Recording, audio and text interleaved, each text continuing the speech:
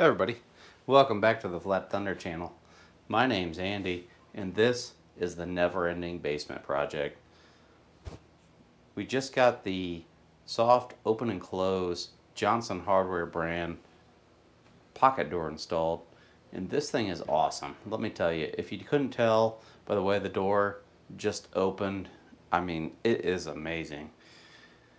My installation here is a little unique and a little different because it's not a standard, hey, here's a 32-inch wide door, 80 inches tall. We're going to open and close this door and we're going to put it in a wall. If you noticed, I have a little bit of a notch here. Right about there.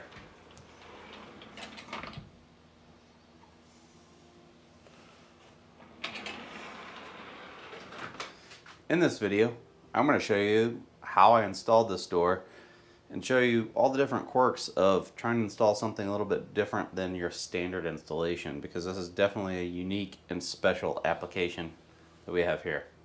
Stay tuned, I'll show you what we're going to get into. Come with me and let me give everyone a new tour of this basement project that we're working on so you get a little bit of a perspective of what we're trying to do. This is where the notch is at right here. And if you watch the previous videos, you'll see or notice in the videos that beneath this enclosure is a 6-inch duct pipe. So this runs all the way down here.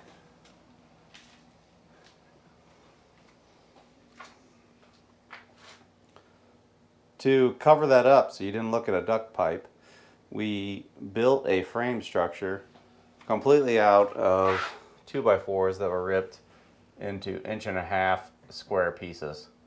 This goes up to the floor joists, and then we drywalled this whole face here.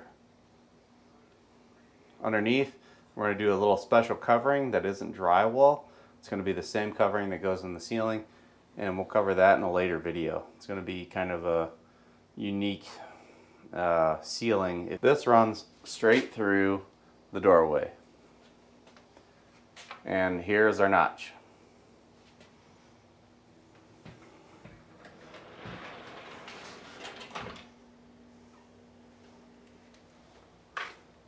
This is a masonite door, so it's solid and it helps reduce noise. It's not solid wood, but it is a composite core.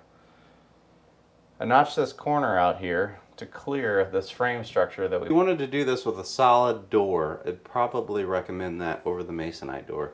The masonite door was a cheap alternative to a solid wood core door. And I definitely needed something with a solid core to create this notch here. We don't have any hardware on the door yet. I mean, look at that. Isn't that smooth? That's awesome. Just a little tap. Each direction. Soft close. Catches it, closes it right up. That's pretty awesome. Now, if you look on the internet, you're going to find all kinds of videos of people installing different soft open and closed doors, and it's going to be a real standard application. Here, it's unique because the top of the door is also the top of the ceiling, and we had to create that notch for clearance there. The door is going to go all the way to the ceiling. Now, it's all the way to the ceiling less this dimension here, which I believe is 4.5 inches, but the ceiling is going to be right against the floor joists. Part of the door is missing. To install it like this, the track for the door hardware had to be offset. So the door closes here, the hardware track is up there. And it extends over in this direction here. I was a little paranoid when I installed this because I didn't know anybody that has installed a door in this fashion. This door is a standard 32-inch by 80-inch door. I had to cut off the bottom of the door because it was a little bit too tall for the height. And then we took our hardware and mounted it as far up as possible, which basically is the bottom of the floor joist level. It's an aluminum extrusion, and this Johson hardware, made in America, is awesome. I have to say this is really robust and very well built, to the point where I'm not concerned about this being in the wall. I mean, it's going to be installed and it's going to work. The trick is installing it correctly. So up here, I obviously had to move the whole frame structure in the door slider that way because I couldn't put it up against where the door closes because of this box and notch that we had to create. In doing so, I created a little bit of a problem, but I'll show you why we encountered that problem and what to look out for if you're trying to do something similar. The first hanger is here and the second hanger is here.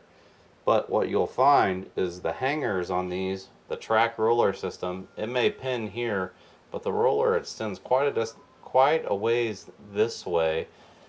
This front roller pins here and extends quite a ways this way because it has multiple rollers.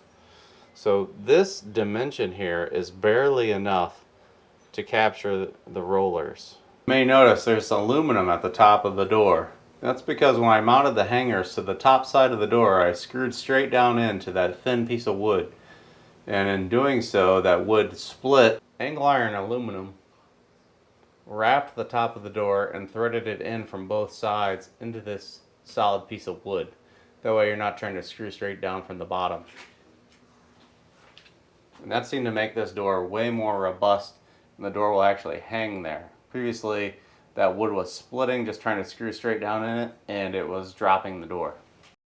Let's see if I can try to illustrate the rollers here. So this hanger is here, and the roller extends all the way to there. So hanger, roller, and then the front roller is right there. There's maybe quarter inch gap or so from the end of each roller section. And this roller extends from here to the hanger there. So you don't have a lot of leeway here. This is really tight for this neck down opening.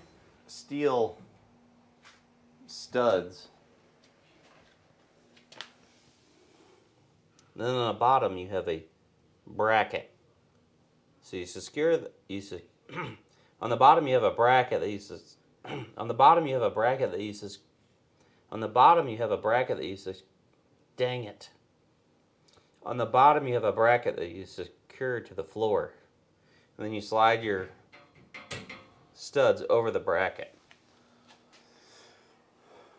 Important point here, which is obvious now, you want to make sure your studs are level left and right and up and down, if you will. This away and this away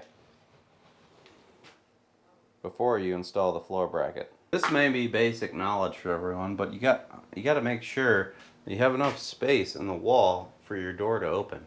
So we have a 32-inch door. When it's in the open position, we have to extend 32 inches this way.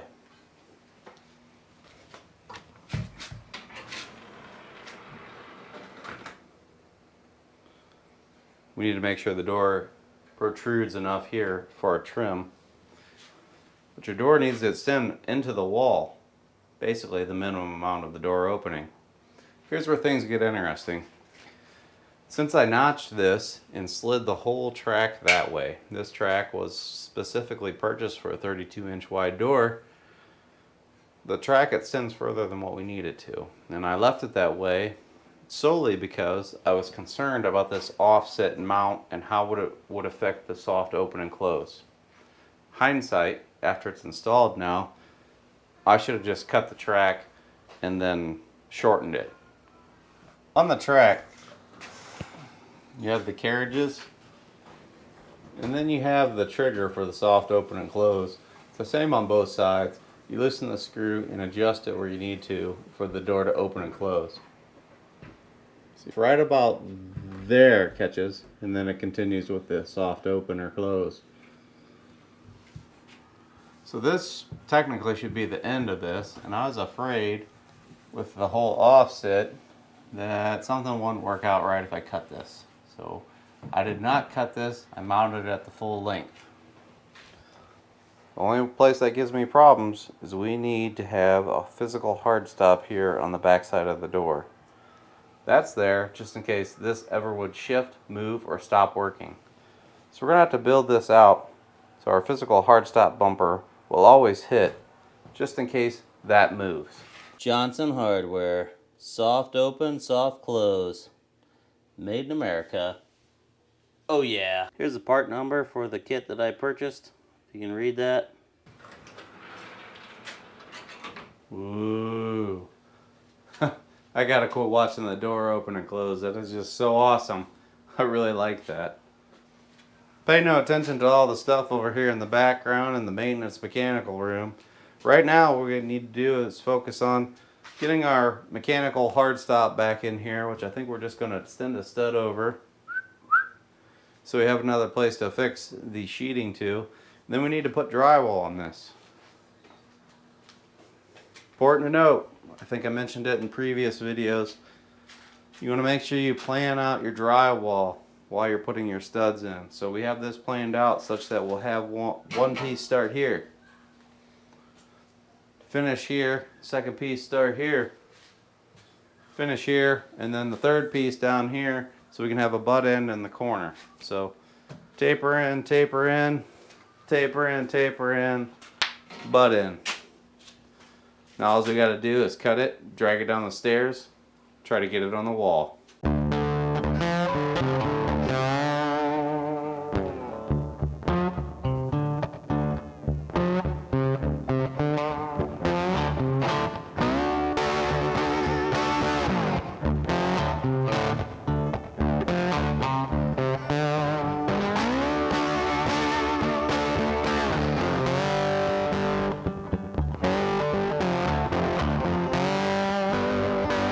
Ended up moving this outlet on the other side of this stud, so I didn't have a split line right around the outlet. So basically just moved it to the other side. Put the butt end of in the corner over there on that first sheet. We have the tapered end here. The next piece is going to come in, and the next piece is going to be a full 48 inches. The next piece at 48 inches would have dropped to somewhere in this dead zone here. So I ended up putting a flat 2x4 here. That way we have a bigger surface area and we can screw to that a whole lot easier. I talked about this on camera, but I didn't show it. I added in this stud here, this extension. This is only needed because I left the track long and the stud is over a couple inches. So we had to extend out, and now we have a positive hard stop here.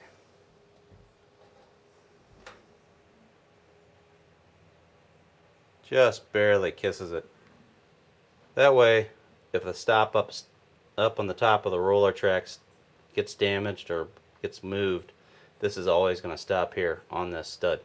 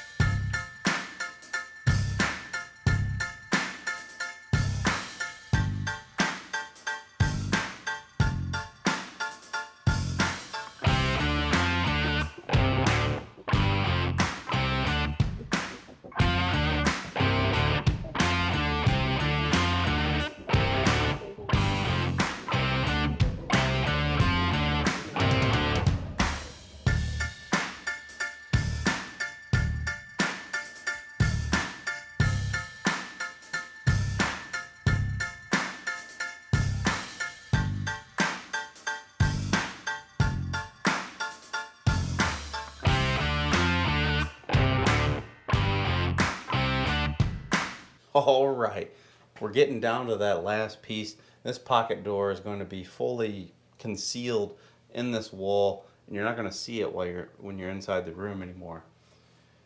One important thing to note, I am mounting this so the door is all the way at the top of the ceiling. Normally, if you're mounting this in a standard height room, you would have a header above your door track, and that would give you a place to attach your drywall. Here, I'm going to have an open area because I'm not going to put anything on here to fasten the drywall in the middle. We're just going to fasten it to these split studs and then obviously our 2x4 stud over here. This is allowable in this instance because we are not joining the drywall with the ceiling. We're going to do something unique on the ceiling.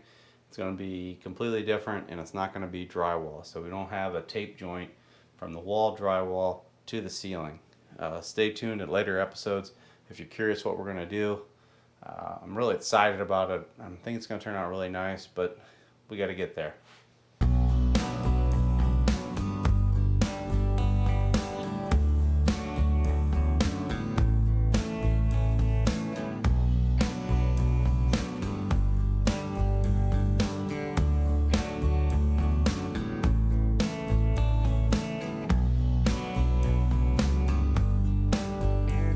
Timeout. It's important to note that these split studs come with special self-tapping screws. They look just like a traditional drywall screw. Let's see if I can get it close enough view for you here. They look just like a traditional drywall screw with a self-cutting tip. You want to make sure you use these, and if you need more or you lose them, you want to make sure you don't use screws that are too long. If they're too long, they're going to dig in and drag on your door. If you push too hard, as it's drilling the hole, it will wallow around and eat up your drywall, and then the screw will just go in way too far. That's what I had up here. If the self-tapping screw hits anything irregularities, something that's not perfectly straight or square, and you push too hard and it starts wallowing around, then it'll mess up your drywall. The screw will just go in too far. You won't get any holding power. That's what happened up here. I have to redo this one.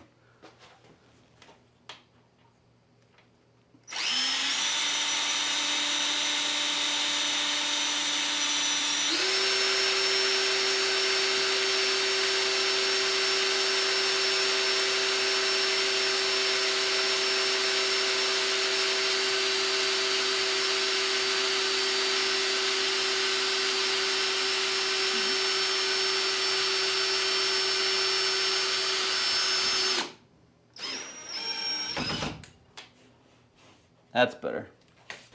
All right, we got the wall completely sheeted. We have the taper joints set up such that we only have butt joints in the corner and on the end, and then one set of taper joints in the middle.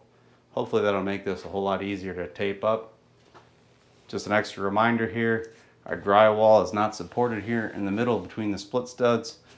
That's largely because, well, our door track and door mechanism, because it's going all the way to the ceiling.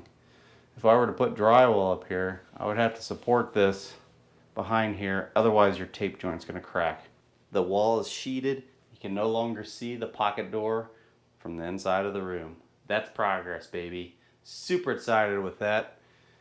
And I couldn't be more happier with the Johson branded hardware for this pocket door install. All the other YouTube videos out there that I saw or watched regarding this installation was a standard boilerplate. Here's the opening, everything's perfect, bolt it in, screw it in, away you go. On this particular application, you know, we had the notch here, it's an irregular door shape, we're mating up to a ceiling, it's a regular height.